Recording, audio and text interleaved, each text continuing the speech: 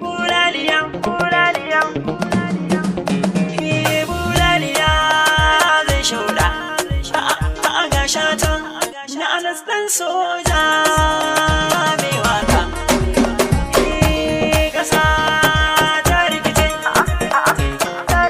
maza mata yau ni zance, a ran zaɓe ma tantance, rashin aiki ya sa kwace, ga talaka kowa kwance, hanyoyi duk sun lalace, sun yi alkawar kuma sun mance, wakar da na yau ai hujja ce, mata sun yau sun lalace, akan ɗan kuɗi daga sun zauce, manya na ƙasa duk sun kauce, su manta Allah ne ya ce, za a muje kiyama fa abin da ka shuka ka girba.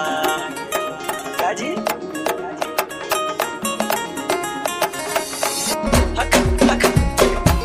tunanin talaka na rera, kulawa abin ko sun daina, sun je gefe can sun zauna, suna shan shayi mai kuna, tsakanin su duk sun san juna, su kwana cikin AC kutuna, akan su kuke yagar juna, su marku kuna sarin juna da ku da maƙotanku.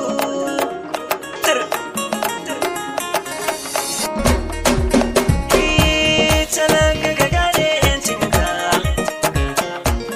ba wani can mai ƙaunarka, ko kuwa ne mai kishinka, Allah shi kaɗai ne zai baka, ka sa haka ɗin a cikin ranka, ganin wadu ta dame ka, saboda rashi na tunaninka,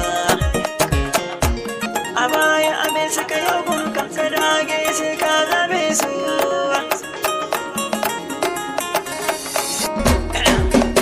Yawa zabe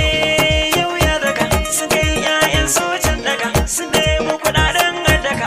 za a rabawa talaka, su sha kwaya don su kisa, 'ya'yansu suna can sun tasa, suna Indiya ko Faransa, wani kai talaka me yasa, da ku nake ku 'yan Hausa, waye wa abun ku kun kasa, bacci ba ku gane sai kasa, kuma shirya kan ku kan dusa, da za a ku gane zance na kare da ku zabo wawaye.